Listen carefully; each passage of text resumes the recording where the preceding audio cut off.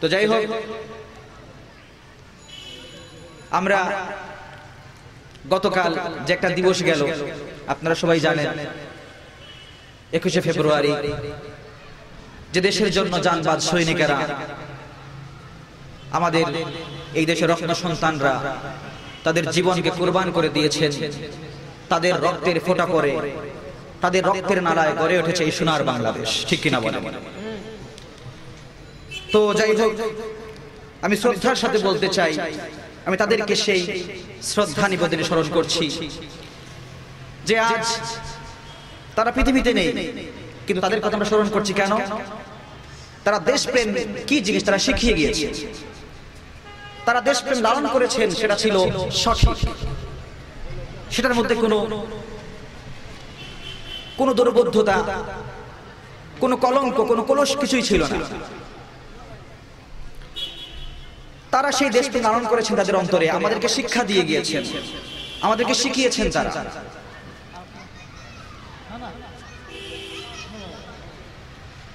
এজন্য বলতে চাই এই কথা যে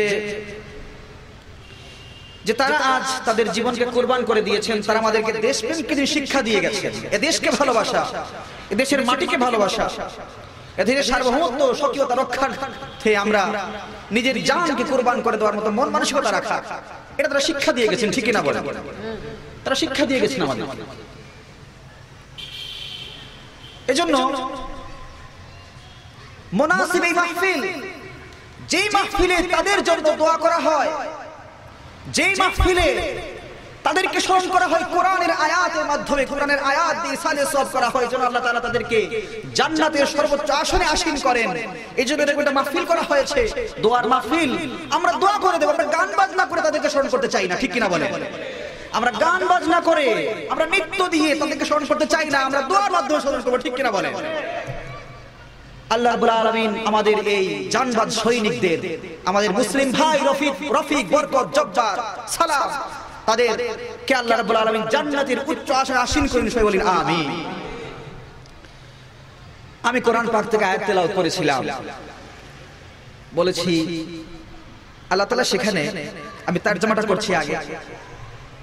আল্লাহ তাআলা বলছেন, হে ঈমানদারেরা, তোমরা আল্লাহকে ভয় করো, আর প্রত্যেক বিবেকের উচিত সে আগামীকাল কি প্রেরণ করবে তা নিয়ে ফিকির করা, চিন্তা করা। আল্লাহকে ভয় করা, আল্লাহ তো সব বিষয়ে খবর রাখেন। এখন আসুন, আল্লাহ তাআলা আমাকে আপনাকে যে ঈমানদার বলে ডাক দিলেন, ইয়া আইয়ুহাল্লাযীনা আমানু, ঈমানদার বলে ডাক দিলেন, এত মহব্বতের ডাক, এত ভালোবাসার ডাক, একবার গভীরে যাওয়া দরকার। অন্যান্য উম্মতকে তো এরকম ঈমানদার বলে ডাক দেন নাই, ইয়া আইয়ুহান নাস বলেছেন, ইয়া বানি আদম বলেছেন, কিন্তু আল্লাহ তো বোঝাচ্ছেন, হে নূর বহনকারী, তোমার চোখ, তোমার মুখ, তোমার দেহটা যেন পরিষ্কার সাক্ষ্য দিচ্ছে, তুমি কালেমা পড়ে মুসলমান হয়ে তুমি যেন আমি রব্বুল আলামিনের রবিয়তকে স্বীকার করে নিয়েছো, বলুন সুবহানাল্লাহ। আল্লাহ তাআলা ঈমানদারকে ডাক দিচ্ছেন, বড় মহব্বতের ডাক। এই ঈমানদারকে ডাক দিলেন, এর অনেকটা কারণ হতে পারে, তার মধ্যে কয়েকটা কারণ হচ্ছে, আল্লাহ তাআলা বলছেন যে ঈমানদার এটা মহব্বতের ডাক, ভালোবাসার ডাক। একটা কারণ হচ্ছে, যেহেতু এই উম্মতের হায়াত কম, অল্প হায়াত নিয়ে তারা দুনিয়াতে এসেছে, তাদের ফজিলত তেমন বেশি, তাদের ফজিলত এমন বেশি যেটা বলার বাইরে। অন্যান্য উম্মতের উপর বিশেষ ফজিলত দেওয়া হয়েছে সেই উম্মতকে। দ্বিতীয়ত হচ্ছে, এই ঈমানদারেরা, সর্বোত্তম যে ঈমানদারেরা রয়েছেন, ওনারা মেহনত করে ঈমান পেয়েছেন। যখন আল্লাহ তাআলা তাদেরকে পরীক্ষা করেছেন, তাদের পরীক্ষা নিয়েছেন আল্লাহ তাআলা, তাদের পরীক্ষা নেওয়ার সময় তারা ধৈর্য হারায় নাই, তারা কষ্ট বলেন, শত কষ্টের মধ্যে থেকেও তারা খোদার শুকরগুজারি ছিল, খোদার শুকরিয়া আদায় করেছে, তারা পিছপা হয় নাই, তারা খোদার শরণে গাফেল হয় নাই। সেই সর্ব উত্তম উম্মতদের উপর ভিত্তি রেখে মহব্বতের ডাক দিন আল্লাহ তাআলা, ঈমানদারের ডাক দিন। আর ৩ নাম্বার হচ্ছে, আমি আপনি যে নবীর উম্মত, একবার বুঝতে হবে আল্লাহ রাব্বুল আলামিন ওই নবীকে কি মর্যাদা দিয়েছেন। আল্লাহ রাব্বুল আলামিন যেমন তিনি প্রতিপালক, আল্লাহ রাব্বুল আলামিনের রব্বিয়ত দুনিয়ার সব জায়গায়, আপনি দুনিয়ার এমন কোন জায়গা বাদ নেই, শুধু দুনিয়া কেন, গ্রহ নক্ষত্র আরো যত দুনিয়া রয়েছে, মঙ্গল গ্রহ, বৃহস্পতি গ্রহ, মাটির নিচে রয়েছে আরো অনেক জগৎ, যত জগৎ আছে, যত জগতে, যতখানে, যত স্থানে খোদার রব্বিয়ত চলবে, তত জায়গায় নবীর নবুয়ত চলবে। সুবহানাল্লাহ। আল্লাহ তাআলা ঈমানদারদের ডাক দিলেন, কিন্তু আমি আপনি তো ঈমান পাইছি দাদার খালি আর বাবার খালি ঈমান পাইছি। কিভাবে? বাবার খালি আর দাদার খালি ঈমান, এটা হচ্ছে পিতামাতার ঔরসে ঈমান পেয়েছি, কষ্ট করে পাই নাই। মুসলমান বাবার ঘরে, মুসলমান মায়ের ঘরে জন্মগ্রহণ করে ঈমান পেয়েছি। ঈমান পাই নাই কষ্ট করে, ঈমান পাই নাই মেহনত করে, ঈমান পাই নাই। একবার কি মিলিয়ে দেখেছি আমরা সেই জামানার উম্মতের তাকওয়ার সাথে আমাদের তাকওয়া, সেই জামানার উম্মতের ঈমানের সাথে আমাদের ঈমান যদি একটা মিলাতে যাই, তাহলে তো এখানেই নিজেকে সংশোধন করা সম্ভব, ওয়াজের তো দরকার নাই। ঠিক কি না বলেন? এইজন্য আল্লাহ তাআলা বলছেন, তেলাওয়াত করি আমরা সবাই। আউযু বিল্লাহি মিনাশ শাইতানির রাজীম। বিসমিল্লাহির রহমানির রহিম। ইয়া আইয়ুহাল্লাযীনা আমানু ইত্তাকুল্লাহা ওয়াল তানজুর নাফসুম মা কদ্দামাত লিগাদ ওয়াত্তাকুল্লাহ ইন্নাল্লাহা খাবীরুম বিমা তা'মালুন। আমার মুসলমান ভাইরা, আল্লাহ রাব্বুল আলামিন কোরআনের মধ্যে বলেছেন, হে দুনিয়ার ঈমানদারেরা, হে দুনিয়ার সমস্ত মুমিন বান্দারা, তোমরা আল্লাহ রাব্বুল আলামিনকে ভয় করো এবং প্রত্যেক বিবেকের উচিত তারা আগামী কাল কি প্রেরণ করবে সেই ব্যাপারে ফিকির করা, চিন্তা করা। আল্লাহ রাব্বুল আলামিনকে ভয় করো, আল্লাহ রাব্বুল আলামিনকে ভয় করো, এমন কি জানো, জেনে নাও, মেনে নাও, আল্লাহ রাব্বুল আলামিন তোমার আমার বিষয়ে সবকিছু জানেন, সবকিছু বোঝেন, সবকিছু কে বোঝেন, সবকিছু কে জানেন। দুনিয়ার ময়দানে কেউ সাক্ষ্য দিতে পারবে না, দুনিয়ার ময়দানে অন্য কোনো ব্যক্তির ব্যাপারে সাক্ষ্য দিতে পারবে না, একমাত্র আল্লাহ রাব্বুল আলামিনের সাক্ষ্য দিবে, বলবে আল্লাহ রাব্বুল আলামিন আমাদের সমস্ত আমল সম্পর্কে জানেন। ঠিক কি না? আমার মুসলমান ভাইরা, হাদিসের মধ্যে আসছে ঈমানদার কাকে বলে। আল্লাহ নবী, বিশ্ব নবীজি সাহাবী, আল্লাহ নবী, বিশ্ব নবীজিকে জিজ্ঞাসা করা হলো বিভিন্ন রকমের প্রশ্ন।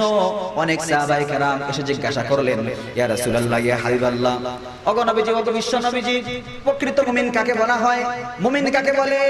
আল্লাহ নবী, বিশ্ব নবীজি বললেন এক হাদিসের মধ্যে, ইজা সাররাতকা হাসানাতুকা ওয়া সাআতকা সাইয়্যাতুকা ফাআনতা মুমিন।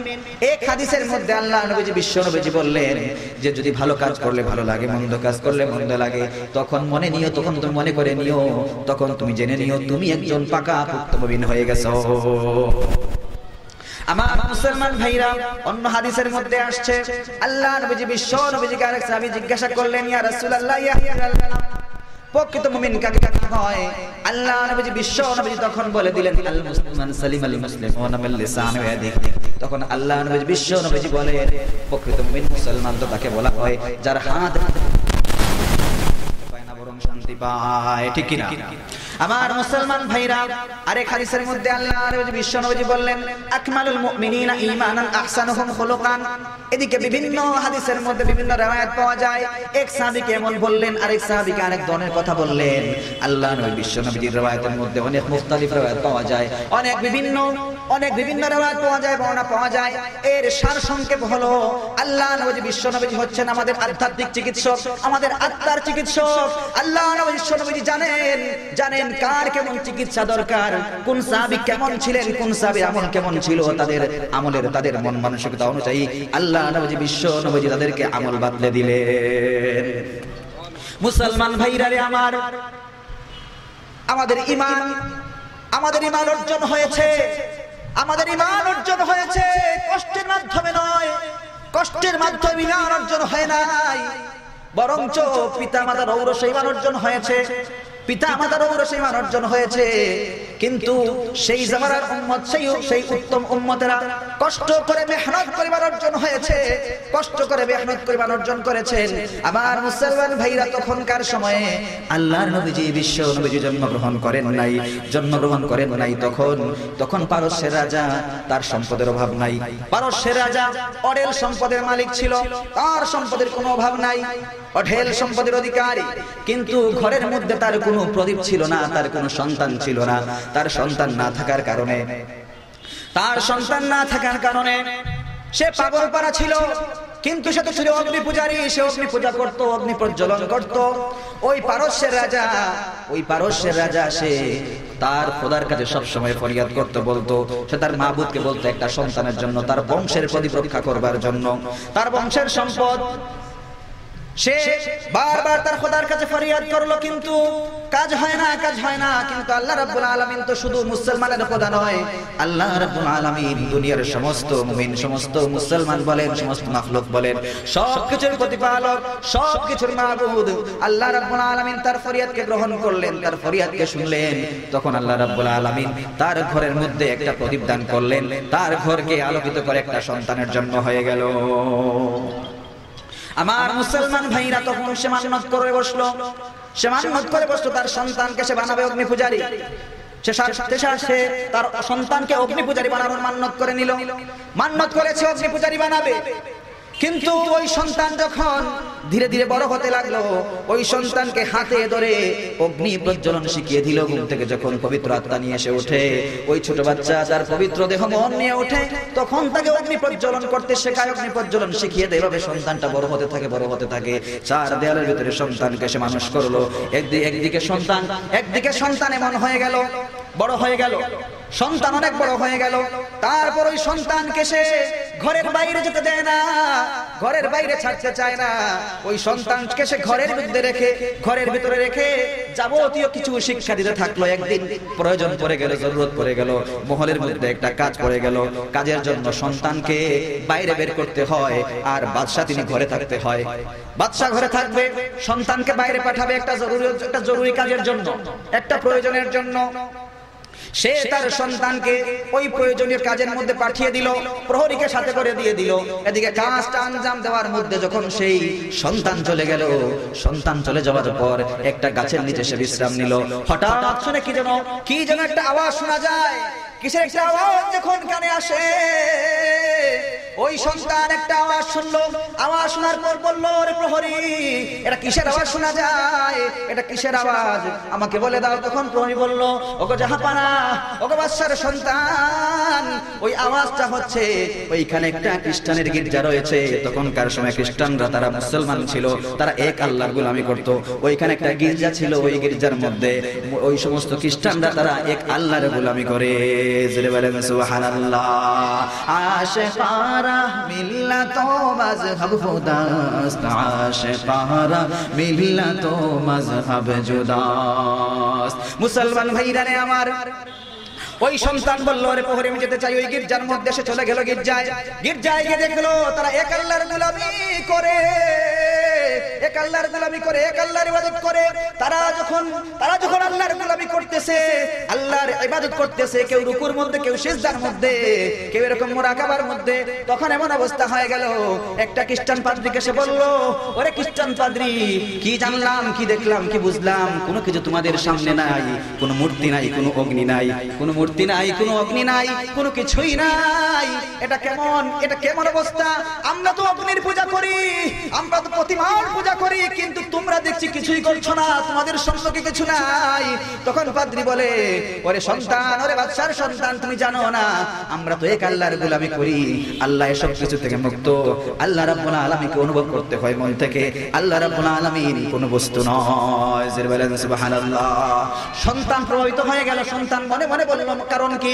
আমি যেই জিনিস বানাই, আমি যে জিনিস প্রজ্বলন করি, যে জিনিস আমি চাইলে নিভাতে পারি, যে জিনিস চাইলে আমি জ্বালাতে পারি, তখন সংশয়ের মধ্যে পড়ে গেল। সারাদিন ওই গির্জার মধ্যে কাটিয়ে দেয়, সারাদিন ওই গির্জার মধ্যে কাটিয়ে দেয় ওই সন্তান। সন্তান যখন গির্জার মধ্যে কাটিয়ে দেয়, এদিকে বাবা তো বিভোর হয়ে গেছে। বাবা বলে আমার সন্তান কোথায়, আমার কলিজার টুকরা সন্তান এখনো আসে না, কোথায় গেল আমার সন্তান, কোথায় গিয়ে সময় ব্যয় করছে আমি তো জানি না।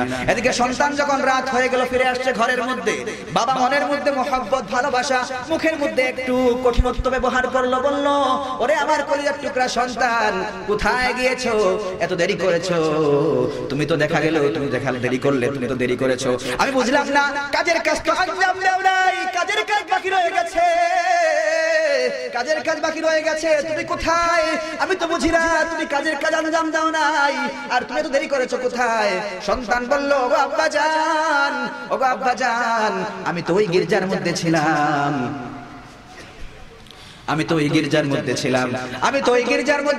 গির্জার মধ্যে সময় কাটিয়েছি। দেখলাম তারা কোনো প্রতিমার পূজা করে না, তারা কোনো অগ্নি প্রজ্বলন করে না। দেখলাম এমন খোদার ইবাদত করে, এমন খোদার গোলামি করে, যেই খোদা ওই সমস্ত বিষয়বস্তু থেকে পবিত্র। গো আব্বাজান, তাদের এই গোলামি, তাদের ইবাদত আমার কাছে এত পছন্দ লেগেছে, আমার মনে হয় যেন তাদের ধর্মটা কেমন যেন সত্য।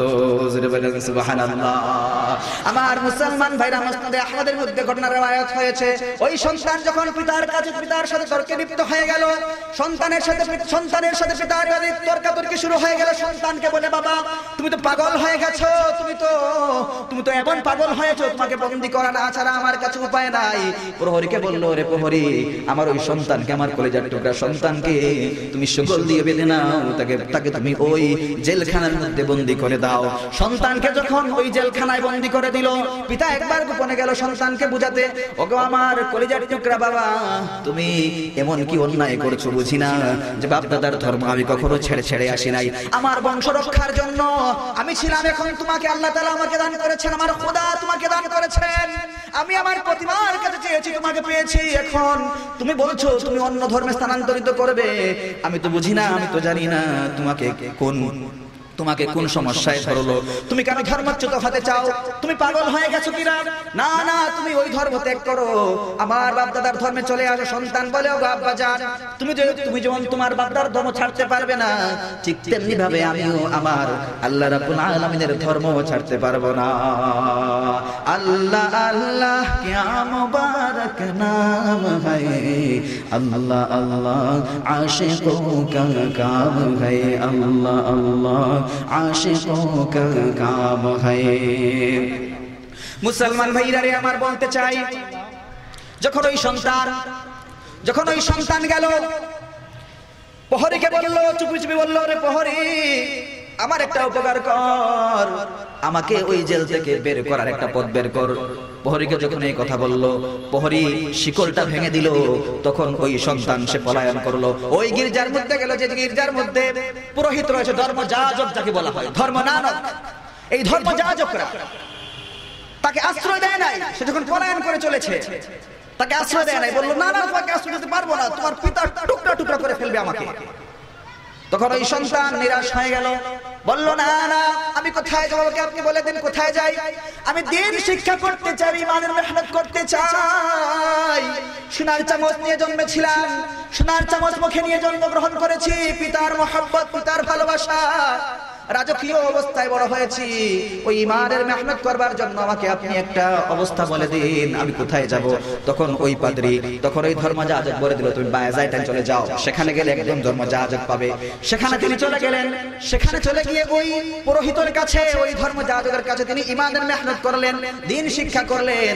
দিন শিক্ষা করার পর একদিন ওই ধর্মযাজক মৃত্যুর কোলে ঢলে পড়লেন, ওনার মৃত্যুর সময় চলে আসলো, উনি যাওয়ার সময় ওসিয়ত করলেন, তুমি ওই জায়গায় চলে যাও, ওই জায়গায় আরেকটা জায়গায় চলে যাও, ওইখানে জাজিরাতুল আরবের মধ্যে চলে গেলে তুমি ওইখানে আরেকজন ধর্মযাজক পাবে, ওইখানে যদি একজন ধর্মযাজক পেয়ে থাকো, তাহলে তুমি তার কাছে তুমি নিজেকে সমর্পণ করে দিবা, তুমি দিন শিক্ষা করবা, ওই মানুষটা ভালো, ওই মানুষটা ধর্ম ব্যবসায়ী নয়।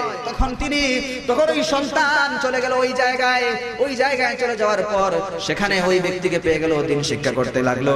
ওই সন্তান যখন ওই ব্যক্তির কাছে গেল, ওই ব্যক্তির কোনো সন্তান ছিল না, ওই ব্যক্তি তাকে তার ছেলের মতো মতো দেখলো, ছেলের মতো রেখে রেখে দিন শিক্ষা দিল, তার কোনো সন্তান ছিল না। এক পর্যায়ে ওই ব্যক্তিও দুনিয়া থেকে চলে গেলেন। দুনিয়া থেকে চলে যাওয়ার পূর্বে যখন ওই সন্তানকে এসে বলে দেয়, ওগো আমার কলিজার টুকরা ছেলে, তোমাকে একটা কথা বলে দেই, আমি তো জানি না দুনিয়ার মধ্যে এমন কোনো ভালো ধর্মযাজক রয়েছে, কোন ভালো ধর্মযাজক আমি দেখছি না, তবে একটা জিনিস বলতে চাই, তুমি আমার এক জায়গায় চলে যাও, যে জায়গায় বালুকাময় প্রদেশ রয়েছে, যেখানে খেজুর গাছ জন্মানে বেশি, সেখানে চলে যাও। সেখানে একজন ব্যক্তিকে তুমি দেখতে পাবে যার পিঠের মধ্যে নবুয়তের সিল রয়েছে। তুমি যখন ওই ব্যক্তিকে দেখবে, ওই ব্যক্তিকে যখন তুমি জানবে, তুমি নিজেকে তার জন্য সমর্পণ করে দিবা। সুবহানাল্লাহ। আমার মুসলমান ভাইরা, সন্তান যখন ঘর থেকে বের হয়ে গেল, এদিকে সম্পদের অভাব নাই, সম্পদ পেয়ে গেছে, কারণ ওই ব্যক্তির তো কোনো সন্তান সন্ততি নাই, সম্পদ রেখে গেছে, ওই সম্পদ নিয়ে রওনা করে দিল। তখন পথের মধ্যে ব্যবসায়ী কাফেলা পেয়ে গেল। ব্যবসায়ী কাফেলাকে পেয়ে বলল, ওরে ব্যবসায়ী কাফেলা, আমি তোমরা জায়গায় যাব, আমি তো চিনি না, আমাকে তোমরা চেনাবে কি? তখন ব্যবসায়ী কাফেলা দেখলো একটা মক্কেল পাইছে, কারণ সে তো চিনে না কিছু। এখন দেখা গেল তার কাছে অঢেল সম্পদ রয়েছে। সে বলল, ব্যবসায়ী কাফেলা ধোঁকাবাজ তারা, সে বলছে ঠিক আছে, আপনাকে আমরা নিয়ে যাব, তবে শর্ত হচ্ছে আমাদেরকে এটা সেটা দিতে হবে।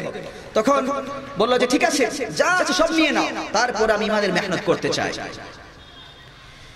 আমার মুসলমান ভাইরা, যখন ওই সন্তানকে ব্যবসায়ী কাফেলারা নিয়ে গেল, কিছু দূর নিয়ে যাওয়ার পর ওই সন্তানকে তারা গোলাম হিসেবে বিক্রি করে দিল, বিশ্বাসঘাতকতা করলো, ধোঁকাবাজি করলো। ওই সন্তানকে তারা, ওই বাদশার সন্তানকে গোলাম হিসেবে বিক্রি করে দিল। এদিকে সন্তান তার গোলামিয়তের জিন্দেগি গ্রহণ করে নিয়েছে, সে কিছু বলে নাই, সে তো নিরহ অসহায়। একবার যখন ওই মালিকের সাথে এসে ওই জায়গায় গেল, মালিকের ঘরে যাওয়ার পর দেখলো, আমি তো সেই জায়গায় এসে পড়েছি যেই জায়গায় আমি দেখছি বালুকাময় খেজুর গাছ। তখন সে খোদার কাছে ফরিয়াদ করে, ওগো মাওলা, গোলামিয়তের জিন্দেগিতে আমার কোনো সমস্যা নাই, গোলামিয়তের জিন্দেগিতে আমার কোনো অসুবিধা নাই, আমি সেই কাঙ্ক্ষিত জায়গা পেয়ে গেছি, আল্লাহ রাব্বুল আলামিনের কাছে এসে ফরিয়াদ করেছে, সুতরাং এই গোলামিয়তের জিন্দেগি বরণ করতে আমার কোনো অসুবিধা নাই। সুবহানাল্লাহ। আমার মুসলমান ভাইরা, ওই সন্তান যখন গোলামিয়তের জিন্দেগি গ্রহণ করে নিল, এরকম খেজুর গাছের মধ্যে সে কাজ করছে। আমার মুসলমান ভাইরা, ইমানের মেহনতের জন্য ওই সন্তান বাদশাহী ছেড়ে দিয়ে, সিংহাসন ছেড়ে দিয়ে চলে গেছে কোথায়? এখন গোলামিয়তের জিন্দেগি বরণ করছে। মুসলমান ভাইরা রে, আমার ওই সন্তান এরকম খেজুর গাছের মধ্যে কাজ করছে, হঠাৎ দেখলো ওই মালিকের চাচাতো ভাই কাকে যেন গালিগালাজ করে এরকম চলে আসছে ওই খেজুর গাছের নিকটে। তার ভাইকে বলছে, কোথা থেকে যেন একজন ব্যক্তি আসছে, এসে কি দেখলাম মানুষদেরকে নিয়ে বসেছে, ঈমান ইসলামের দাওয়াত দেয়, এত সুন্দর করে কথা বলে, এত সুন্দর করে কালাম তেলাওয়াত করে, বসতে পারি না। দেখা যায় এত সুন্দর তেলাওয়াত, মনোমুগ্ধকর তেলাওয়াত, এই কোরআন মর্মস্পর্শী কোরআন সহ্য হয় না, দেখা যায় টিকতে পারি না, এত সুন্দর করে তেলাওয়াত করে, মানুষ তার তেলাওয়াত শুনে সহ্য করতে পারে না, মানুষ দলে দলে মুসলমান হয়ে যায়। মুসলমান ভাইরা রে, আমার এই কথা শোনা মাত্রই সন্তান গাছ থেকে নেমে আসার পর বলল, জনাব আপনি কি বলছেন, কার কথা বলছেন? কিন্তু ওই জালেম চাচাতো ভাই তার গালের মধ্যে থাপ্পড় বসিয়ে দিল, বলে, তোর কাজ তুই কর, আমার কাজ আমি করি, ওরে গোলামের বাচ্চা তুই কেন এখানে আসছিস? এরকম গালি দিয়ে তাকে বিদায় করে দেয়। আমি তো বুঝি না, ওই সন্তান তো একজন বাদশার সন্তান, ইমানের মেহনত করবার জন্য গোলামিয়ত গ্রহণ করে নিয়েছে। এরকম 7 জন বেটা সে কিনতে পারবে, এরকম 7 জন ব্যক্তিকে কিনতে পারবে, এরকম ক্ষমতাদার রয়েছে, কিন্তু গালের মধ্যে হাত দিয়ে চলে যায়। ওই সন্তান বুঝতে পারলো, আমি মনে হয় আমার কাঙ্ক্ষিত ব্যক্তিকে পেয়ে গেছি। তখন সে ওই ব্যক্তির সন্ধানে চলে যায়। সে পরীক্ষা করতে চাইলো, শুনেছে আল্লাহ নবীজি বিশ্ব নবীজি নাকি তিনি সদকা খয়রাত খান না। তিনি যখন খেজুর নিয়ে গিয়ে দেখলেন আল্লাহ নবী বিশ্ব নবী সাহাবায়ে কেরামদেরকে নিয়ে বসে তিনি নসিহত করতেছেন, তাদেরকে দিন শিক্ষা দিচ্ছেন। তখন ওই খেজুর দিয়ে বললেন, এগুলো সদকা নিয়ে এসেছি, আল্লাহ নবীজি বিশ্ব নবীজি খান না, সাহাবায়ে কেরামদেরকে দিয়ে দিলেন। আরেকবার যখন সে গেল, গিয়ে বলল, এগুলো আনছি, এগুলো নিয়ে এসেছি, এগুলো আল্লাহ নবী বিশ্ব নবীজিকে দিলাম, এগুলো দিলাম হাদিয়া, আল্লাহ নবীজি গ্রহণ করলেন, এগুলো তিনি খেলেন, সাহাবায়ে কেরামদেরকেও দিলেন। পরীক্ষা উত্তীর্ণ হয়ে গেছে। যখন ওই সন্তান আরেকটা জিনিস দেখার বাকি রয়ে গেল, আরেকটা জিনিস দেখবে, তখন করলো কি, ওই সন্তান দেখা গেল ওই সন্তান আরেকটা জিনিস পরীক্ষা করবে, সুযোগ পায় না। একদিন আল্লাহ নবী বিশ্ব নবীজি কবরের সম্মুখে দাঁড়িয়ে জিয়ারত করছেন। হঠাৎ করে ওনার পিঠের চাদর সরে গেল। পিঠের চাদর সরে যাওয়ার পর তখন ওই সন্তান দেখলো আল্লাহ নবীজি বিশ্ব নবীজির সেই পবিত্র নবুয়তের সিলমোহর। তখন সেই সাথে সাথে আল্লাহ নবী বিশ্ব নবীকে জড়িয়ে ধরলো। ইয়া রাসূলুল্লাহ, ইয়া হাবিবাল্লাহ, এত কষ্ট করেছি, এত মেহনত করেছি গো নবীজি, গোলামিয়তের জিন্দেগি গ্রহণ করে নিয়েছি গো নবীজি। ওগো নবীজি, সোনার চামচ মুখে নিয়ে জন্মগ্রহণ করেছিলাম, পিতা ছেড়েছি, মা ছেড়েছি, পিতার ঔরসে থেকে কত মহব্বত পেয়েছি, কত ভালোবাসা পেয়েছি, ওই ভালোবাসা ত্যাগ করেছি গো নবীজি। ওগো বিশ্ব নবীজি, কত অত্যাচার সহ্য করেছি গো নবীজি, একমাত্র আপনার সুহবত পাওয়ার জন্য। ওগো নবীজি, ওগো বিশ্ব নবীজি, আর সমস্ত কষ্ট ভুলে গেলাম, সব দুঃখ ভুলে গেলাম, আজ আপনাকে পেয়ে গেছি গো নবীজি। এখন আমাকে কালেমা পড়ে মুসলমান বানিয়ে দিন। আমার মুসলমান ভাইরা, ওই সন্তান আর কেউ নয়, ওই সন্তান একজন ধর্মযাজক সালমান ফারসি রাদিয়াল্লাহু তাআলা আনহু। ওই সন্তান আল্লাহর নবী বিশ্বনবী বলেন, সালমান মিন্না আহলাল বাইত, ওই সালমান যেন আমার পরিবারের অংশ, কষ্ট করে ঈমান পেয়েছেন। ওই সাহাবী কষ্ট করে ঈমান অর্জন করেছেন, কিন্তু তুমি আমি কষ্ট করে ঈমান অর্জন করি নাই, তুমি আমি তো পিতামাতার ঔরসে ঈমান পেয়েছি। যদি আল্লাহ রাব্বুল আলামিন তোমাকে আমাকে যদি কাফের কুফফারে ঘরে জন্ম দান করতেন, কাফের কুফফারে ঘরে জন্ম দিতেন, তাহলে ওই ঈমান নসিব হতো না। একটা সন্তান শুধু মুসলমান হয়ে জন্মগ্রহণ করে, কুল্লু মাউলুদিন ইউলাদু আলাল ফিতরা, প্রত্যেক সন্তান তার ফিতরতের উপর জন্মগ্রহণ করে, মুসলমান হয়ে জন্মগ্রহণ করে। কাফের হোক মুশরিক হোক, সে যেন মুসলমানের ঘরে জন্মগ্রহণ করেছে, সে যেন মুসলমান হয়ে জন্মগ্রহণ করেছে। কিন্তু ওই সন্তানকে তার মা বাবা কাফের বানিয়ে দেয়, মুশরিক বানিয়ে দেয়। যখন সন্তান বড় হয়, সে কুফরি গ্রহণ করে, শিরক গ্রহণ করে। কিন্তু একটা সন্তান যখন সে পবিত্র মন পবিত্র, দেহ পবিত্র, আত্মা পবিত্র জন্মগ্রহণ করে, তখন সে কেবল মুসলমান হয়ে জন্মগ্রহণ করে, কিন্তু তার মাতা পিতা তাকে কাফের বানিয়ে দেয়। এত কষ্ট করে তারা ঈমান অর্জন করেছে, এত কষ্ট করে ঈমান অর্জন করেছে। এজন্য বলছি, সৌভাগ্য আমাদের, আল্লাহ তাআলা মুসলমান দুনিয়াতে পাঠিয়েছেন, মুসলমান বানিয়ে সৃষ্টি করেছেন। আল্লাহ তাআলা আমাকে আপনাকে মুসলমান বানিয়ে দুনিয়াতে পাঠিয়েছেন। যদি কাফের করে জন্ম দিতেন, এই ঈমান নসিব হতো আমাদের, ঈমান নসিব হতো। এবার আসুন, ইত্তাকুল্লাহ, আল্লাহকে ভয় কর, আল্লাহকে ভয় কর। আপনি যদি একজন রাজনৈতিক নেতা হয়ে থাকেন, আপনি আল্লাহ রাব্বুল আলামিনকে পরিপূর্ণ ভয় করতে হবে। জনগণের হক আপনার কাছে, জনগণ আপনার কাছে আমানত, জনগণ আপনার কাছে আমানত, আপনি আমাদের খেদমত করতে পারবেন। আপনি যদি একজন সামাজিক নেতা প্রতিনিধি হয়ে থাকেন, তাহলে আপনি আল্লাহ রাব্বুল আলামিনকে পরিপূর্ণ ভয় করতে হবে। আপনি যদি গুদাম করে বস্তা নিজের ঘরে নিয়ে যান, তাহলে কি হবে? আল্লাহ রাব্বুল আলামিন সেদিন ধরবে আল্লাহ তাআলা সেদিন। আপনি যদি ইঞ্জিনিয়ার আর্কিটেক্ট হয়ে থাকেন, তাহলে আপনি আল্লাহ রাব্বুল আলামিনকে পরিপূর্ণ ভয় করতে হবে। আপনি রাস্তার কাজে, ঘরের কাজে, বিল্ডিং কাজে রোডের মধ্যে বাঁশ দিয়ে দেন, কিয়ামতের ময়দানে আপনাকে বাঁশ দিবে কে বাঁশ দিবে আপনাকে? এজন্য পরিপূর্ণ আল্লাহকে ভয় করতে হবে। 16 আনা। আপনি ডাক্তার হয়ে থাকেন, আপনি আল্লাহ রাব্বুল আলামিনকে পরিপূর্ণ ভয় করতে হবে। আপনি যদি এখন ডায়াগনস্টিক সেন্টারের সাথে ডিল করে বসলেন, আপনি লাইফ সাপোর্টে ব্যবসা শুরু করে দিলেন মৃত ব্যক্তি নিয়ে, তাহলে সেদিন কিয়ামতের মধ্যে আল্লাহ তাআলা ধরবে, ভালো করে ধরবে আল্লাহ তাআলা। এজন্য আপনি যে কোনো সেক্টরে হন, আপনি প্রফেসর, স্কুল মাস্টার, যা কিছু হন না কেন, আপনি আল্লাহ রাব্বুল আলামিনকে পরিপূর্ণ ভয় করতে হবে। আপনি টাকা খেয়ে, ঘুষ খেয়ে আপনি পোস্ট পাস করে দিলেন, কিয়ামতের দিন ধরবে কে আপনাকে? কিয়ামতের দিন কে ধরবে বলেন? এজন্য আল্লাহ রাব্বুল আলামিনকে পরিপূর্ণ ভয় করতে হবে। যদি আল্লাহ রাব্বুল আলামিনকে কেউ পরিপূর্ণ ভয় করে না, কেউ যদি আল্লাহ রাব্বুল আলামিনকে পরিপূর্ণ ভয় করে না, গুনাহের কাজ করতে লজ্জা লাগবে না। গুনাহের কাজ করবে, লজ্জা লাগবে না গুনাহের কাজ করতে, তার মোটেও লজ্জা লাগবে না। এজন্য পৃথিবীতে যদি অন্যায়, অবিচার, অনৈতিক কার্যকলাপ এগুলো দূর করতে হয়, তাহলে থাকতে হবে শেষ বিচারের ভয়, থাকতে হবে খোদাভীতি। যদি খোদাভীতি না থাকে, তাহলে সেটা হবে ওই বিষয়ের সাথে সংস্পর্শ, যেটা হচ্ছে কুকুরের বাঁকা লেজের মতো। কুকুরের বাঁকা লেজের মতো যতই আপনি ঘি দিয়ে মালিশ করেন না কেন, যেই বাঁকা সেই বাঁকা, ঠিক কিনা বলেন? আপনারা কথা বলবেন, আপনারা কি আমার কথা বুঝেন না নাকি? বলবেন, কথা বলবেন। বলছি এই কথা, আল্লাহ রাব্বুল আলামিন দুনিয়াতে মানুষ সৃষ্টি করেছেন মানুষকে ইবাদতের জন্য কিছু নীতি নৈতিকতা ধার্য করে দিয়েছে। তার মধ্যে সর্বোত্তম ইবাদত হচ্ছে নামাজ। নামাজ আদায় করা, নামাজ পড়া। কিন্তু বলা হচ্ছে, বুঝে কেন দিনটা বলেছেন, আমার কথা না এটা, যারা নামাজ পড়ে না, ইচ্ছা করে নামাজ ছেড়ে দেয়, তাদের অন্তরে ভয় নাই, তাদের অন্তরে মোটো আল্লাহর ভয় নাই, তাদের সংস্পর্শ, তাদের সাদৃশ্য চতুষ্পদ জানোয়ারের মতো। বলেন নাউজুবিল্লাহ। তারপরে বলা হচ্ছে চতুষ্পদ জানোয়ার তাদের থেকে আরো ভালো।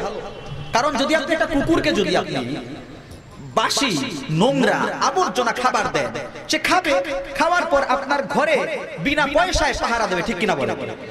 যে আল্লাহ আপনাকে আমাকে খাওয়ায়, আমাকে আপনাকে পালছে, প্রতিপালন করছে, আমাকে আপনাকে বাঁচিয়ে রেখেছে, আমাকে আপনাকে সম্মান ইজ্জতে, আমাকে আপনাকে সিহহাতে আফিয়াতে দুনিয়ার মধ্যে রাখছে, সেই খোদার গোলামিয়তের ক্ষেত্রে আমি কার্পণ্যবোধ করি, সেই খোদার গোলামিয়তের ক্ষেত্রে আমি পিছপা হই। আমার মতো চতুষ্পদ জানোয়ার আর কেউ হতে পারে না, ঠিক কিনা বলে? একটা ঘটনা মনে হয়ে গেল, একটা গদারামের ঘটনা মনে হয়ে গেল, এটা গদারামের ঘটনা মনে হয়ে গেল। ঘটনা বলবো নাকি আপনাদেরকে? সে ইরাক থেকে আসছে, ভাষা কি বুঝেই না, হিন্দুস্তানে আসছে ইরাক থেকে, ভাষা বুঝেই না। এটা গদারাম সম্মান দেয় না ইজ্জত দেয় এটা বুঝে না। আসছে হিন্দুস্তান, এখন ঘোরাঘুরি করতেছে, দেখতেছে এটা সেটা দেখতেছে। এখন পেটে এমন খিদা লাগছে, খাবে, পকেটে নাই টাকা। এখন দেখতেছে ওই হোটেলের মধ্যে যে কর্মচারীরা ডাকতেছে, আমাদের সিলেটে বা ঢাকায় আছে, যে ভাই আসেন ভাই, খান ভাই, মজার খাবার। বলে না, এরকম ডাকে না, মনে হয় দাওয়াত দিতেছে, ঠিক কিনা বলে? মনে হয় দাওয়াত দিতেছে, মনে হয় সে মনে হচ্ছে দাওয়াত দিতেছে, ঢুকে যায়, দাওয়াত মনে করে ঢুকে গেছে, খাইছে খাওয়ার মতো, খুব খাইছে। খাওয়ার পর সে বলতেছে মাশাআল্লাহ, বড় স্বাদের খাবার খাইলাম, মাশাআল্লাহ, জাযাকাল্লাহ। কর্মচারী বলে জাযাকাল্লাহ পরে বলবেন, আগে টাকা দেন, আগে পয়সা দেন। পয়সাটা শুধু নাই, পকেট ঝাড়াঝুড়ি করার পর পয়সা নেই, শেষ। মহাজন আসছে, মহাজন তো রাগে ফায়ার, ওই শালার বেটার মাথাটা কামায় দে, শালার বেটার মাথা কামায় দে। দিছে মাথাটা কামাই, রাগ তারপরে সারে নাই, মাথাটা ঢুলাই দিছে। শেষ পর্যন্ত মাথা ঢুলাই দেওয়ার পর মাথার মধ্যে আলকাতে ঢাইলা দিছে। বলছি পরে মাথার মধ্যে আলকাতে ঢাইলা দিছে, তারপর রাগ সারে নাই। না না, মাথা তো কামাইয়া দিছে নাপিত দিয়া, তারপরেও মাথার মধ্যে আলকাতে ঢাইলা দেওয়ার পর তাকে গাধার উপর তুইলা বাচ্চা কাচ্চাদেরকে দিয়ে মিছিলে ছাইড়া দিছে। তো সে গেছে তার দেশে গিয়ে তার লোকেরা জিজ্ঞাসা করলো, কি ভাই হিন্দুস্তানের সফর কেমন হইল? সে বলে খুব ভালো সফর হয়েছে, খুব স্বাদের সফর হয়েছে। আচ্ছা আচ্ছা, কি একটু শুনি তো, কি সফর করলেন? সে বলছে আলহামদুলিল্লাহ, হোটেলে গিয়ে খাইলাম ফ্রি, কোনো টাকা দিতে হয় না, ফ্রি খাইছি। তারপর নাপিত আসছে, মাথাটা আমাকে চুলাইয়া দিছে, কোনো টাকা দিতে হয় নাই, ফ্রি। তারপর বড় দামি একটা তেল দিছে মাথার মধ্যে, যদিও তেলের রংটা কালো, ও দামি একটা তেল, অনেক দামি তেল, তো মাস 2 মাস চলে গেছে, মাথার তেলটা ছুটে নাই, অনেক দামি তেল। তারপর এই যে দেখেন আমাদের দেশের মধ্যে মিছিল মিটিং হইলে কত টাকা পয়সা দিয়ে মানুষ জমা করতে হয়, কিন্তু তারা আমাকে মিছিল দিয়ে ছাইড়া দিছে, গন্তব্যে ছাইড়া দিছে, ফ্রি, কোন টাকা দিতে হয় না। বেইজ্জত করছে, আর সে ইজ্জতের বয়ান করতেছে, ঠিক কিনা বলে? সে বুঝে কিছু, গোদারাম না নাদারাম, একটা পাগল। তো এইরকম চতুষ্পদ জানোয়ার, তাদেরকে আল্লাহ রাব্বুল আলামিন শরীর দিয়েছেন, গঠন দিয়েছেন আল্লাহ তাআলা। সে তার শরীরের চাহিদা পূরণ করে, সে তার খাওয়া দাওয়া ইত্যাদি, এটা সেটা সবকিছু। তো যে গদারাম বুঝে না কিছু, তো মানুষদেরকে আল্লাহ রাব্বুল আলামিন সৃষ্টি করেছেন, চতুষ্পদ জানোয়ারকে সৃষ্টি করেছেন আল্লাহ তাআলা। সৃষ্টি করার পর আল্লাহ তাআলা তাকে দেহ দিয়েছেন, দেহের একটা চাহিদা আছে, সে খায়, ঝগড়া করে, রাগারাগি করে। মানুষও তো খায়, রাগারাগি করে, ঝগড়া করে, মারামারি করে। কিন্তু চতুষ্পদ জানোয়ারকে আল্লাহ তাআলা এই জিনিসটা দেন নাই, যেটা মানুষকে দিয়েছেন, এটা হচ্ছে বিবেক। কি বলেন? বিবেক না, মানুষকে আল্লাহ বিবেক দান করেছেন। যে কিনা আল্লাহ রাব্বুল আলামিনকে পরিপূর্ণ ভয় করে না, তার মধ্যে কোনো বিবেক নাই, সে চতুষ্পদ জানোয়ার থেকে নিকৃষ্ট, ঠিক কিনা বলেন? এজন্য দোস্ত বুজুর্গ বলতে চাই এই কথা, মেহনত করে ঈমান পেয়েছেন তারা, আমি আপনি তো মেহনত করতে হয় নাই, সৌভাগ্য আমাদের জন্ম হয়েছে মুসলমানের ঘরে। আপনি যদি ব্যবসায়ী হয়ে থাকেন, রমজান মাস আসে দেখা যায় বাপরে বাপ সিন্ডিকেটের ঝরি পড়ে, দেখা যায় গুদামজাত করা হয়, মাল স্টক করা হয়, পেঁয়াজ রসুন এগুলো আছে না, এগুলো পেঁয়াজ রসুন তারপর আদা টাদা এগুলো গুদামজাত করা হয়। এই গুদামজাত করে দিয়ে আপনি জনগণের সাথে যে খাপখাওয়া ধাপ্পাবাজি করলেন, আপনি জনগণের সাথে ধোঁকাবাজি করলেন, সেদিন কিয়ামতে মনে আল্লাহ ঠাস করে ধরবে। কিন্তু এই তাকওয়া এমন জিনিস, খুদাপিতি এমন জিনিস, একটা প্রদীপ, সেটা এই প্রদীপ যখন জ্বলে উঠবে তখন তার মন চিন্তা করবে, কেন আমি এই মন্দ কাজটা করব, কেন এই ধোঁকাবাজিটা করব। তখন সে এইরকম মন্দ কাজ থেকে, ধোঁকার কাজ থেকে সে বিরত থাকবে, ঠিক কিনা বলেন? এজন্য আমার ভাইরা বলছে এই তাকওয়া এমন জিনিস, এটা আল্লাহ রাব্বুল আলামিন যাদেরকে দান করেন, এটা বিশেষ একটা দান। এর জন্য মেহনত করতে হবে, মেহনত ছাড়া এটা হাসিল হয়, তার অতুলনীয় প্রমাণ রয়েছে। আল্লাহ তাআলা বলছেন কোরআনের মধ্যে, ইয়া আইয়ুহাল্লাযীনা আমানুত্তাকুল্লাহা হাক্কা তুকাতিহি ওয়া লা তামুতুন্না ইল্লা ওয়া আনতুম মুসলিমুন। আমার মুসলমান ভাইরা, আল্লাহ রাব্বুল আলামিন বলছেন কোরআনের মধ্যে, তোমরা আল্লাহ রাব্বুল আলামিনকে পরিপূর্ণ ভয় করো, 16 আনা ভয় করো, এবং কি তোমরা দুনিয়া থেকে মুসলমান না হয়ে বিদায় হইও না।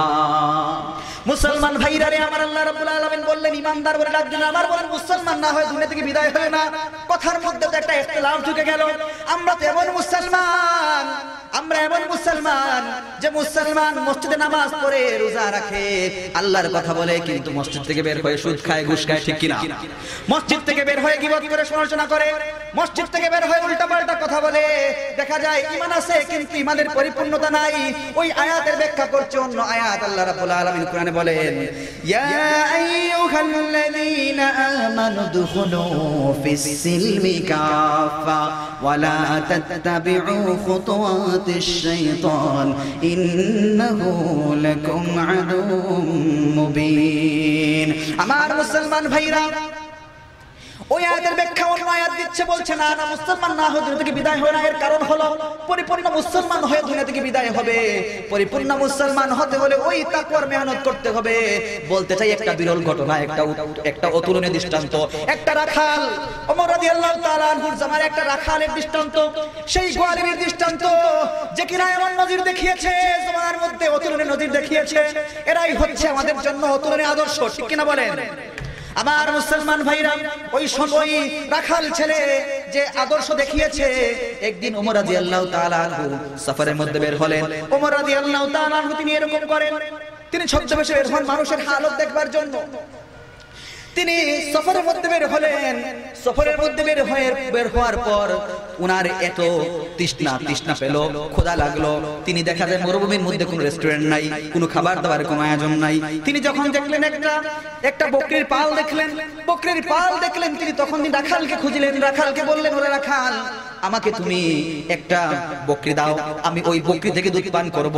রাখালকে বলল, রাখাল উত্তর দিল, এই যে পথিক, আপনি আমার কাছে ওই বকরি চাচ্ছেন, কিন্তু ওই বকরির মালিক তো আমি নই, ওই বকরির মালিক তো আরেকজন রয়েছেন। আমি যদি আপনাকে ওই বকরি দিতে হয়, আমি যদি আপনাকে বকরির দুধ দিতে হয়, তাহলে ওই মালিকের অনুমতি লাগবে, আমি আমার ব্যক্তিগত কোনো কাজ করতে পারবো না। তখন ওই রাখালের জবাব শুনে ওমর রাদিয়াল্লাহু তাআলা আনহু চিন্তা করলেন, আমি ওই রাখালকে পরীক্ষা করতে হবে, আমার জবানের মধ্যে রাখাল কেমন অবস্থায় আছে, কিভাবে আছে, তার তাকওয়া পরীক্ষা করতে হবে। রাখালকে বললেন, ওরে রাখাল, তোমার সাথে চুক্তি করে নেই, তুমি আমার কাছে একটা বকরি বিক্রয় করে দাও, আমি তোমার কাছ থেকে একটা বকরি কিনে নিলাম, তুমি টাকাও পেয়ে গেলে। তোমার মালিক যখন বলবে বকরি একটা কোথায়, তুমি বলবা বকরি একটাকে বাঘে খেয়ে নিয়ে গেছে। রাখাল বলল, ইয়া ইবনাল মুলুক, ইয়া ইবনাল মালিক আইনাল্লাহ, হে বাদশার সন্তান, আল্লাহ কোথায়? তুমি তুমি যদি আমাকে বলে দাও আমি আমার মালিককে বলতে পারি যে একটা বকরিকে বাঘে খেয়ে নিয়ে গেছে, আমি আমার মালিককে হয়তো আমি বুঝতে পারবো, আমার মালিককে বোঝাতে পারবো, কিন্তু সেদিন কিয়ামতের ময়দানে আল্লাহ রাব্বুল আলামিন যখন আমাকে জিজ্ঞাসা করবেন ওই জবাবটা তুমি আমাকে শিখিয়ে দাও। জোরে বলেন সুবহানাল্লাহ। ওমর রাদিয়াল্লাহু তাআলা আনহু বড় খুশি হয়ে গেলেন। তিনি বলেন আলহামদুলিল্লাহ, আমার রাজ্যের মধ্যে একজন রাখালের এই তাকওয়া দেখে, এই ভয় দেখে আমি সন্তুষ্ট হয়ে গেলাম। তোমার মতো যদি রাখাল এই দুনিয়ার ময়দানে থাকে কখনো দুর্নীতি হতে পারে না। জোরে বলেন সুবহানাল্লাহ। আমার মুসলমান ভাইরা, আরেকটা উদাহরণ রয়েছে, আরেকটা নজির রয়েছে। হযরতে উবাদা রাদিয়াল্লাহু তাআলা আনহু, তিনি ছিলেন সিরিয়ার গভর্নর। তখনকার সময় সিরিয়ার অডেল সম্পত্তি ছিল, সম্পদের অভাব নাই, এত সম্পদ ছিল। সিরিয়া থেকে যেই পরিমাণ ট্যাক্স আসতো, যেই পরিমাণ সম্পদ আসতো, সেই পরিমাণ সম্পদ আর কোথাও থেকে আসতো না। তখন ওমর রাদিয়াল্লাহু তাআলা চিন্তা করলেন, আমার জমানায় আবু বকর রাদিয়াল্লাহু তাআলা কেমন আছেন, কি করছেন, একবার তো পরীক্ষা করা দরকার, কোন অবস্থায় আছেন। মনে হয় তিনি সম্পদের পাহাড় বসিয়ে দিয়েছেন, সব অডেল সম্পদ হয়ে গেছে ওনার, হয়তো কারণ যে দেশের মধ্যে তিনি আছেন ওই দেশটা বড় ধনাঢ্য এলাকা, একটা ধনী দেশ। তখন তিনি চাইলেন পরীক্ষা করবার জন্য, তিনি বললেন, ওগো আমার বন্ধু, আমি তোমাকে দেখতে চাই, আমি তোমার কাছে আসতে চাই। তখন এই কথা বলার পর তিনি যখন রওনা করবেন, আবু যর রাদিয়াল্লাহু তাআলা আনহু বললেন, আমিরুল মুমিনিন, আপনি আসার দরকার নাই, আপনি আসলে কষ্ট পাবেন, আপনাকে আমি কষ্ট দিতে চাই না। তিনি বললেন, ওগো আমার বন্ধু, আমি আসতে চাই। ঠিক আছে, আসেন, আমি আসতে চাই। ঠিক আছে, আপনি আসেন। যখন তিনি গেলেন, সাক্ষাৎ করলেন, দেখা করলেন, আবু যর রাদিয়াল্লাহু তাআলা আনহু হযরত ওমর রাদিয়াল্লাহু তাআলা আনহু ওনার ঘরের মধ্যে নিয়ে গেলেন। যাচ্ছেন রওনা করছেন, দেখা গেল শহর ছেড়ে দিলেন, এমন একটা জঙ্গলের দিকে গেলেন যেখানে মানুষ নাই, যেখানে কোনো মানুষ নাই, জনমানবহীন একটা জায়গায় গেলেন, একটা জায়গায় নিয়ে গেলেন। তিনি বললেন, ওগো আবু ওয়াদা, এমন কোথায় নিয়ে আসলে যেখানে বন জঙ্গল আর বন জঙ্গল, কোন মানুষ নাই, তোমার বাড়ি কোথায়, তুমি কোথায় তোমার বস্তি গেড়েছো? তিনি বললেন, ওগো আমিরুল মুমিনিন, আরেকটু সামনে আসেন, আরেকটু সামনে যাই। যখন তিনি সামনে গেলেন, সামনে গিয়ে দেখলেন খেজুরের ছাউনি দিয়ে একটা ঝুপড়ি বাড়ি। ওরে মুসলমান, দেখো আমিরুল মুমিনিন একজন গভর্নর পাঠিয়েছেন সিরিয়ার মধ্যে সম্পদের অভাব নাই, একজন গভর্নরের দেখা ঝুপড়ি মারা বাড়ি ছিল, ঝুপড়ি বাড়ি, খেজুরের ছাউনি দেওয়া, ঘরের মধ্যে কোনো আসবাবপত্র নাই, ঘরের মধ্যে কোনো আসবাব নাই, একটা জায়নামাজ আছে, একটা বাটি আছে, বাটির মধ্যে শুকনো রুটি আছে। তিনি যখন আল্লাহর নবী, বিশ্ব নবীর সাহাবী ওমর রাদিয়াল্লাহু তাআলা জিজ্ঞাসা করলেন, ওগো আমার বন্ধু, তোমার ঘরে তো কোনো দেখা যায় আসবাবপত্র নাই, তুমি কেমন আছো, কেমন থাকতেছো?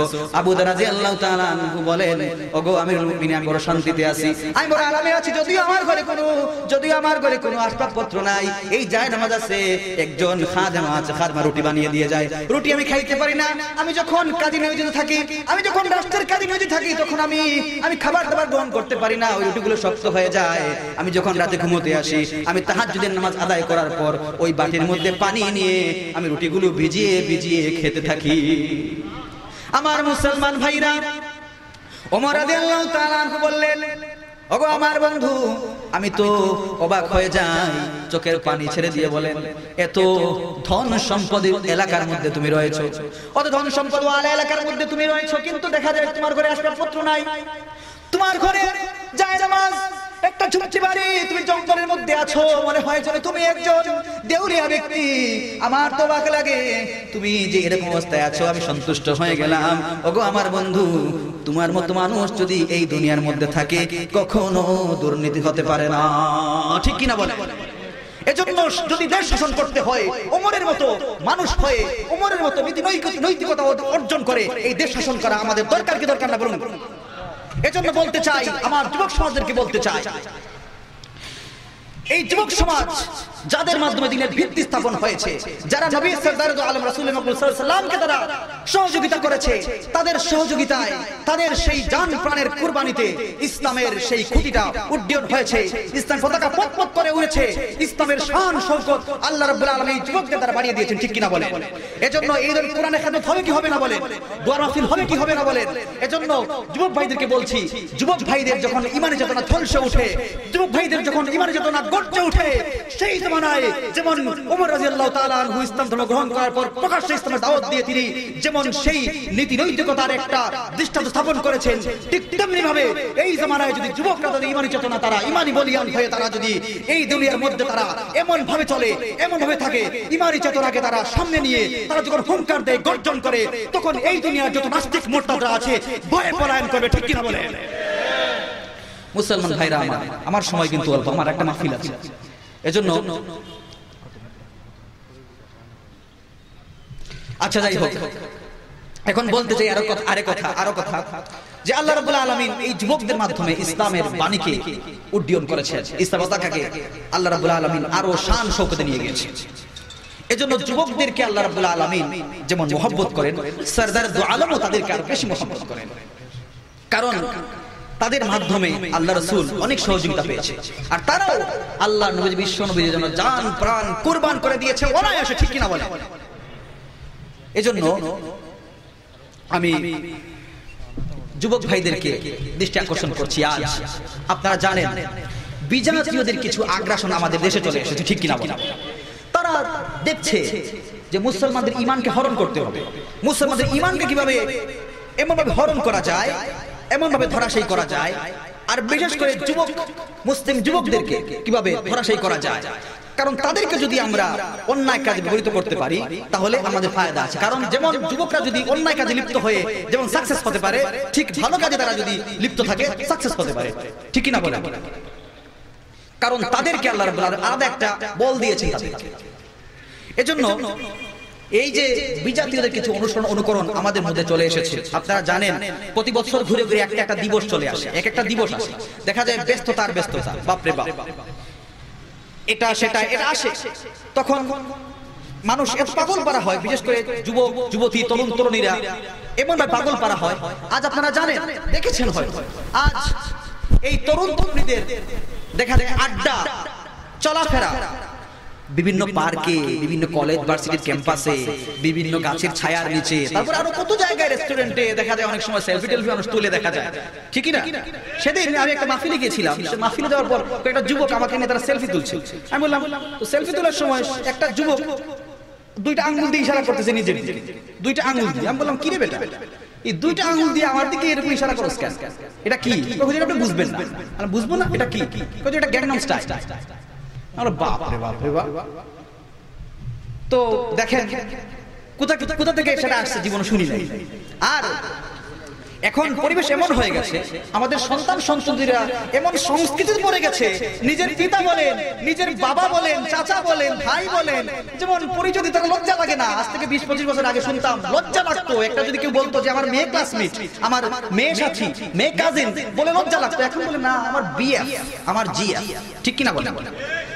বাবাকে চাচাকে পরিচয় দেয়, লজ্জা লাগে না। এটা কি লজ্জার বিষয় নয়? এটা লজ্জা লাগার কথা।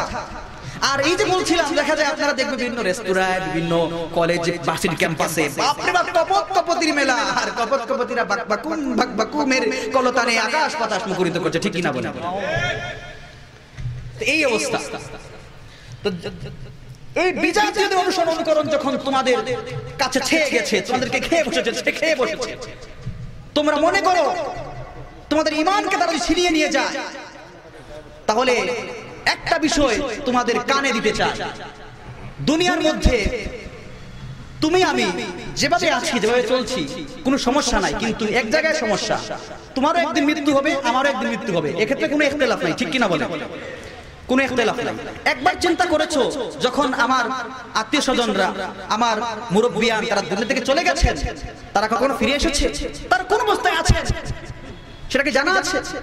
সেটা তো মোটেও আমাদের জানা নাই, মোটেও জানা নাই আমাদের কোন অবস্থায় তারা আছে। হাদিসের মধ্যে এসেছে, যখন কোন পাপাচারী ব্যক্তি মারা যায়, পাপাচারী ব্যক্তি যখন মারা যায়, তখন তার রূহটা যখন আকাশে ওঠে, তখন তার এই পাপাচারিতার কারণে তার রূহকে আবার মাটিতে নিক্ষেপ করে দেওয়া হয়। তখন সে এমন গহীনে চলে যায়, তো গহীনে চলে যাওয়ার কারণে সেখানে রয়েছে দুজখ, আগুন। কারণ সেটা কুরআনে আছে, এই জমিনের নিচে রয়েছে পানি, পানির নিচে রয়েছে আগুন, এই জমিনের নিচে রয়েছে আরো অনেক জগৎ। ঠিক কিনা বলে? বিজ্ঞানীরা তারা পরীক্ষা করতে চেয়েছিল তারা দেখলো যে কোরআনের এরকম ভাষ্য রয়েছে।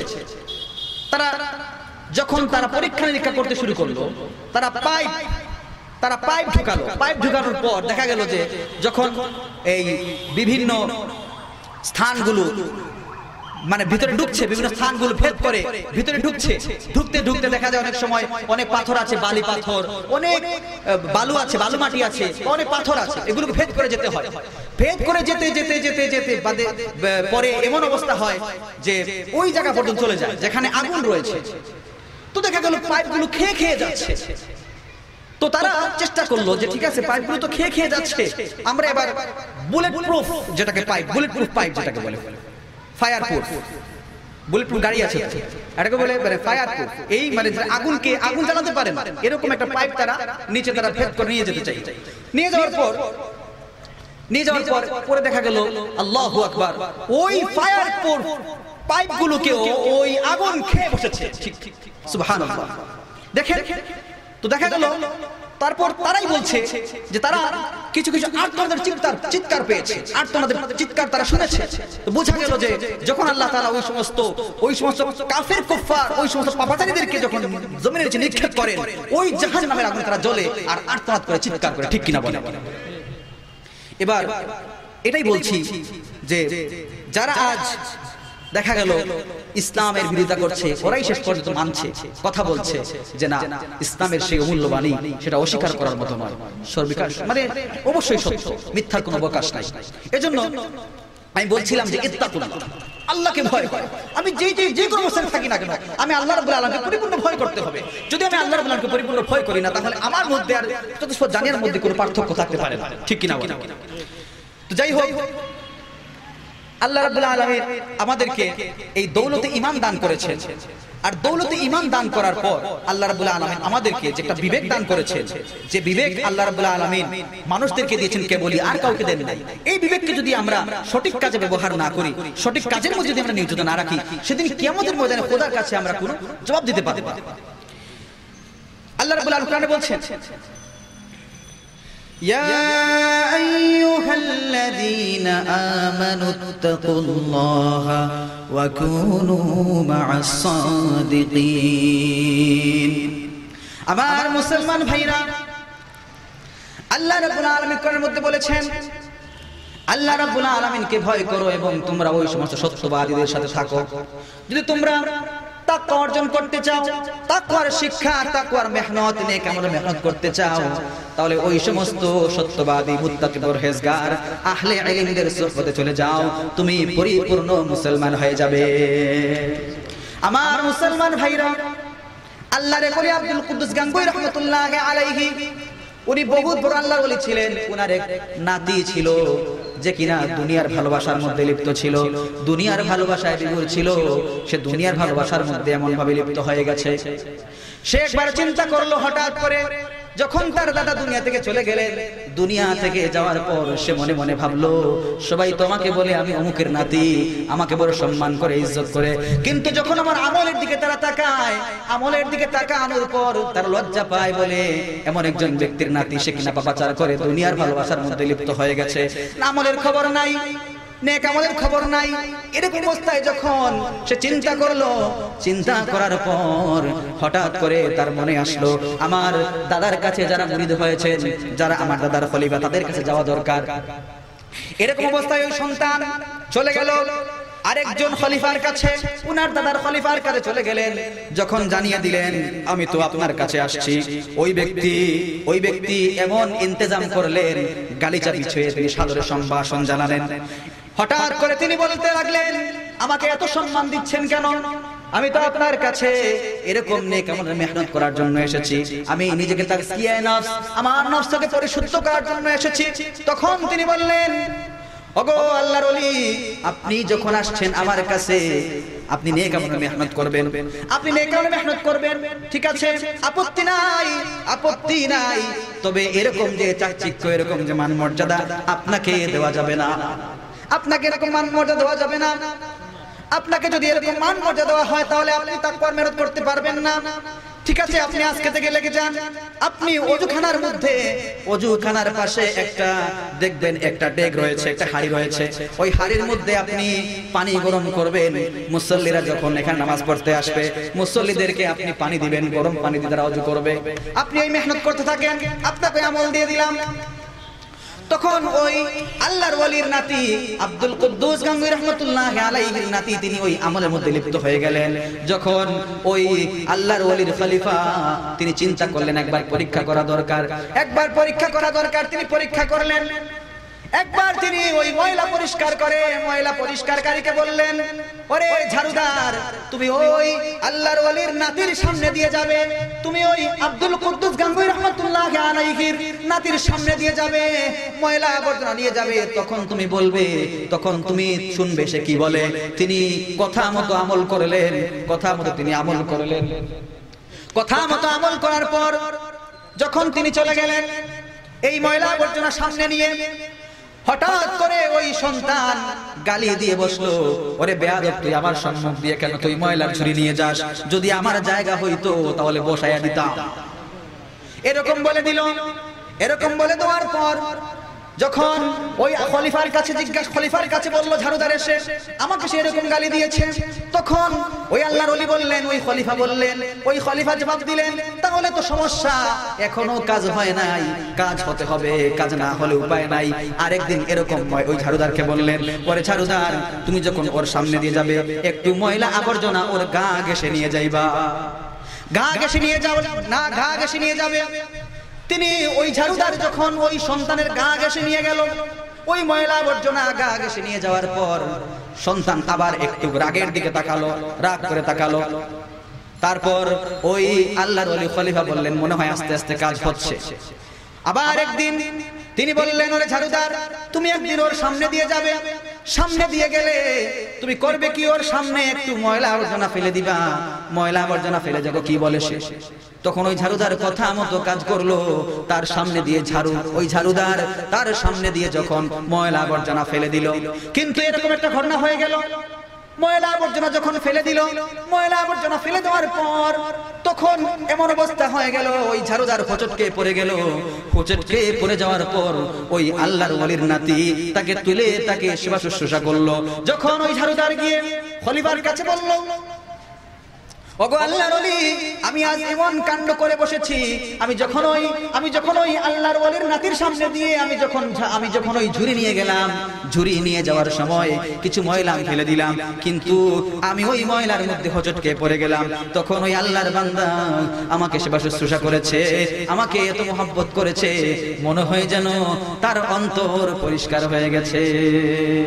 আমার মুসলমান ভাইরা, বলতে চাই এই কথা, আমরা ডাক্তারের কাছে যাই চিকিৎসা করবার জন্য, দেহের চিকিৎসা, কিন্তু আমার আত্মার মধ্যে অনেক ব্যাধি রয়েছে, আত্মার ব্যাধির চিকিৎসা করতে হয়, আত্মার ব্যাধির চিকিৎসা করতে হয়। আমার অনেক রাগ উঠে যায়, ওই রাগ একটা দুর্বলতা, একটা গুনাহ, বড় রকমের গুনাহ। এরকম একটা নজির রয়েছে, হযরত আলী রাদিয়াল্লাহু তাআলা আনহু, তিনি একবার জিহাদের ময়দানে একটা ইহুদি আল্লাহ নবী বিশ্বনবী গালি দিয়ে বসলো। তিনি তখন ওই ইহুদিকে সাথে সাথে জবাই করতে গেলেন। ইহুদিকে যখন তিনি জবাই করবেন, ইহুদি সাথে সাথে হযরত আলী রাদিয়াল্লাহু তাআলা আনহুর মুখের মধ্যে থুতু দিয়ে দিল। হযরত আলী রাদিয়াল্লাহু তাআলা আনহু তাকে ছেড়ে দিলেন, তাকে হত্যা করলেন না, তাকে হত্যা করেন নাই। তখন ইহুদি চিন্তা করলো, আমি উনার মুখে থুতু দিলাম, উনি তো চাইলে আমাকে হত্যা করে 100 টুকরা করতে পারতো, কিন্তু দেখা যায় আমাকে মারলেন না, কারণটা কি? হযরত আলী রাদিয়াল্লাহু তাআলাকে জিজ্ঞাসা করলো ইহুদি, বলল, ওগো আল্লাহ নবীর সাহাবী, আমি আপনাকে থুতু মারলাম কারণ আমি জানি আমাকে আপনি হত্যা করবেন, মরার আগে একটু সাহস দেখায় মরতে চাই আর কি, এটাই করছি। কিন্তু ওগো আল্লাহ নবীর সাহাবী, আপনি আমাকে মারলেন না কেন? তিনি বলেন, আমি যদি তোমাকে মারতাম, তোমাকে যদি আমি হত্যা করতাম, তাহলে সেটা হবে আমি রাগ করে হত্যা করছি, আমি ইসলামের জন্য তোমাকে হত্যা করছি না, তখন এটা আল্লাহ রাব্বুল আলামিনের কাছে জবাবদিহি করতে পারবো না। এজন্য আমি আমার শত্রুতার জন্য তোমাকে হত্যা করি নাই, তোমাকে ছেড়ে দিলাম, এজন্য আল্লাহ রাব্বুল আলামিনের কাছে যেন বলতে পারি আমি জিহাদের ময়দানে লড়েছি একমাত্র আল্লাহ রাব্বুল আলামিনের জন্য। ইহুদি বলে, ওগো আল্লাহর নবীর সাহাবী, আমি পাগল পারা হয়ে গেলাম, এমন নীতি দেখি নাই, এমন পাগল পারা হলাম, আমি অবাক হয়ে গেলাম, আমি আর থাকতে চাই না আমার ধর্মের মধ্যে। সাথে সাথে কালিমা পড়ে মুসলমান হয়ে গেছে।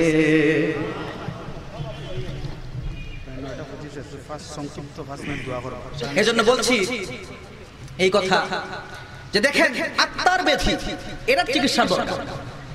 এটার চিকিৎসা করবার জন্য যেতে হবে আহলে ইলমদের কাছে, আহলে ইলমদের কাছে যেতে হবে। এখন যদি আপনি বলেন যে আলিম উলামারা কে, আলিম উলামারা কিছু বুঝে না, যদি একটা সাল না দেয় তাহলে আবার নাকি আলিম হইতে পারে, শুনলাম নাকি এরকম জাহিলদের মতো, জাহিলদের কথা। যাই হোক, আলিমরা কি বোঝে? আলিমরা কিছু বোঝে না। আলিমরা কিছু বোঝে না, তাহলে আপনি কিসের জন্য আসছেন? আলিমরা নাকি কিছু বোঝে? আলিমদের কাছে যাবেন আত্মার ব্যাধিকে সুরভিত করবার জন্য, পরিশোধিত করবার জন্য। যদি আলেমদের কাছে না যাওয়া হয়, যেই জাতির মধ্যে ইলমের কোনো গন্ধ নেই, ইলমের কোনো ঘ্রাণ নেই, আহলে ইলমের সুহবত নাই, সেই জাতির মতো বেয়াদব আর সেই জাতির মতো দুর্ভাগা কোনো জাতি হতে পারে না। ঠিক কিনা বলেন? এজন্য অনুরোধ থাকবে এটাই যে নেক আমলের মেহনত, নেক আমলের মেহনত করবার জন্য কমপক্ষে একজন আহলে ইলমের শরণাপন্ন হবেন। বলবেন যে হুজুর, আমরা যে বিভিন্ন বুজুর্গের কাছে যাই, হুজুর বলবেন এটা আমল দেন, সেটা আমল দেন, কেন এটা আমলের জন্য কেন নিয়ে আসবেন? হুজুরকে বলবেন হুজুর আমার রাগ বেশি, আমি এটা করি বেশি, আমি মদ খাই, গাঁজা খাই, জুয়া খেলি, আমি সুদ খাই, আমি ঘুষ খাই, এজন্য আমার এই সমস্ত বিষয় ছাড়বো কিভাবে? আপনি আমাকে বলে দেন। আমার গুনাহ যেটা রয়েছে, আমার গুনাহ যেগুলো রয়েছে, আমার গুনাহগুলো প্রকাশ করব, গুনাহগুলো প্রকাশ করে বলবো আমার এই গুনাহ থেকে কিভাবে আমি নিষ্কৃতি লাভ করতে পারি, গুনাহ থেকে বিরত থাকতে পারি কিভাবে, সেটা আমাকে বলে দেন। সেটা বলতে চাই। আমল দেন, আমল দিয়ে কি হবে? নেক আমল তো তাকেই বলা হয় যে গুনাহকে ছেড়ে দিয়েছে, সে নেক আমল করেছে। বলুন সুবহানাল্লাহ। গুনাহের আমল ছেড়ে দেওয়াটা হচ্ছে নেক আমল, ঠিক কিনা বলেন? এজন্য আপনাদেরকে একটা কথা বলতে চাই, যেহেতু গতকাল গেছে 21 ফেব্রুয়ারি, আপনারা কি মনে করেন মুক্তিযুদ্ধ একবার হয়ে গেছে শেষ? না না না, মুক্তিযুদ্ধ শেষ হয় নাই। মুক্তিযুদ্ধ এখন রয়ে গেছে, এখন মুক্তিযুদ্ধ রয়ে গেছে। এখন যারা মরল সমাজে, যারা কিনা এই সমাজের মধ্যে প্রভাব দেখায়, প্রতাপ দেখায়, সুদ খায়, ঘুষ খায় আর প্রতাপ দেখিয়ে চলে, ওদের বিরুদ্ধে আমাদের মুক্তিযুদ্ধ দরকার আছে কিনা নাই বলেন? ওরা সমাজকে কলুষিত করছে, ওরা সমাজকে, ওরা হচ্ছে নাম্বার ওয়ান বাটপার। ওদের জন্য এই দুনিয়ার মধ্যে রিজিক আসছে না, ওদের জন্য, ওদের পাপাচারির কারণে ঘুষ খায়, সুদ খায়, অনৈতিক কাজকর্ম করে, ওদের কারণে আল্লাহ তাআলা রিজিক বন্ধ করে দিচ্ছেন, ওদের কারণে বরকত হচ্ছে না কিছুতেই। এর জন্য ওদের বিরুদ্ধে মুক্তিযুদ্ধ দরকার আছে কিনা নাই বলেন? শুধু তাই নয়, আপনারা জানেন ইন্দোনেশিয়ার একটা জায়গা আছে, পূর্ব তিমুর একটা জায়গা আছে। এই দুনিয়া রাষ্ট্র দুই ভাগে বিভক্ত হয়ে গেছে। একটা জায়গা হচ্ছে খ্রিস্টানদের ছোট একটা অঙ্গরাজ্য, আর একটা হচ্ছে বৃহত্তর ইন্দোনেশিয়ার মুসলিম রাজ্য। ওই জায়গায় কিছু এই খ্রিস্টানরা থাকতো পূর্ব তিমুর এলাকায়।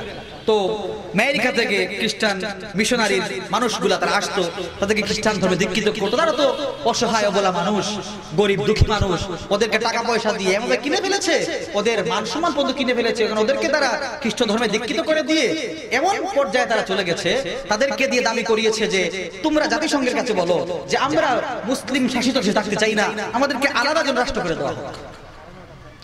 তখন জাতিসংঘের কাছে প্রস্তাব দেওয়ার পর তারা বলল কি, ঠিক আছে তোমাদের মধ্যে গণভোট হবে। তো গণভোট নেওয়া হলো, গণভোটে তারা পাশ করে ফেললো। তখন তাদের এই রাজ্যকে আলাদা করে দেওয়া হলো, এটা খ্রিস্টান রাজ্য হয়ে গেল। আমি বলতে চাই এই কথা, আমার দেশের পার্বত্য অঞ্চলের, পার্বত্য চট্টগ্রামে কিছু কিছু খ্রিস্টানরা রয়েছে, সেখানে নাকি প্রতি বছর, সব সময়, প্রতি মাসে বলেন, প্রতি বছর বলেন, খ্রিস্টান মিশনারিরা আসছে, তাদেরকে খ্রিস্টান ধর্মে দীক্ষিত করছে, তাদেরকে খ্রিস্টান মিশনারিতে তাদেরকে তাদের মান সম্মান, তাদের জীবন সম্পত্তি কিনে ফেলছে টাকা দিয়ে, এবং তাদেরকে দীক্ষিত করছে। দিনের পর দিন তাদের মধ্যে খ্রিস্টান মিশন চালিয়ে যাচ্ছে, তাদেরকে দীক্ষিত করছে খ্রিস্টান ধর্মে। আমি বলতে চাই এই কথা, যদি একদিন তারা এরকম দাবি করে বসে, তাহলে আপনি কোথায় থাকবেন, আপনি কোথায় যাব? কারণ জাতিসংঘ তো তাদেরই, তাদের জাতিসংঘ। তারা যদি একটা প্রস্তাব করে সাথে সাথে পাশ হয়ে যাবে, তখন এই দেশের সার্বভৌমত্ব কোথায় যাবে, এই দেশের সক্রিয়তা কোথায় যাবে? এজন্য বলছি মুক্তিযুদ্ধ আছে না নাই? এজন্য বলতে চাই এই কথা, যেদিন আমার এই বাংলার পবিত্র মাটিকে ওরা দখল করে বসবে, তখন আমি বলছি এই ধর্মীয় মুসলমানরা তাদের ইমানি চেতনা নিয়ে, দেশপ্রেম নিয়ে, দেশের মাটির প্রেম নিয়ে তারা যখন রাজ ময়দানে নেমে বসবে, তখন বললাম তারা এই দেশের জন্য নিজের রক্ত মাংস ঢেলে দেবে, অনায়াসে ঢেলে দেবে। ঠিক কিনা বলে?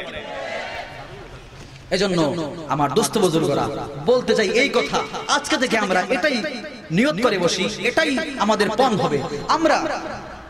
আমরা আল্লাহ রাব্বুল আলামিনকে ভয় যদি করি, 16 আনা ভয় করতে হবে। আর 16 আনা ভয় করার ক্ষেত্রে সর্বপ্রথম আমাদের দায়িত্ব হচ্ছে গুনার কাজ ছেড়ে দেওয়া। গুনার কাজ ছেড়ে দাও। যখন অনেক গুনার অনেক কাজগুলো সম্মুখে আসবে, দেখা যায় অনেক দুনিয়ার চাকচিক্য, দুনিয়ার সৌন্দর্য আমাকে আপনাকে বিভোর করতে চাইবে। আর তাকওয়ার প্রধান প্রদীপটা হচ্ছে এটাই, যখন আপনাকে এই শয়তান প্ররোচনা দিবে আর আপনার যখন তাকওয়ার প্রদীপটা জ্বলে উঠবে, ঝলসে উঠবে, আর আপনি এই মন্দ কাজ থেকে বিরত থাকবেন, তখন আপনার সেই তাকওয়া, আপনার সেই খোদাভীতি পরিপূর্ণতা লাভ করবে। আল্লাহ রাব্বুল আলামিন এই তাকওয়ার কারণে আল্লাহ তাআলা আপনাকে বিনা হিসাবে জান্নাত দান করবে। সুবহানাল্লাহ। যাই হোক, আমার সময় শেষ, আমি আরেকটা প্রোগ্রামে যাব। আর আমার বেলাল ভাই বলছেন যে একটা দোয়ার,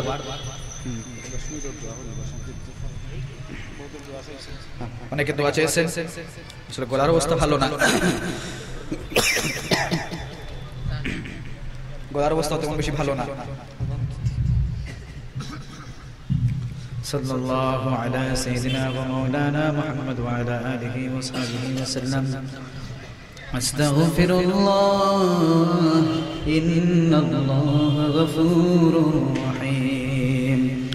আস্তাগফিরুল্লাহ রাব্বি মিন কুল্লি যামবিন ওয়া আতুবু ইলাইহি ওয়া লা হাওলা ওয়া লা কুওয়াতা ইল্লা বিল্লাহিল আলিয়্যিল আযীম।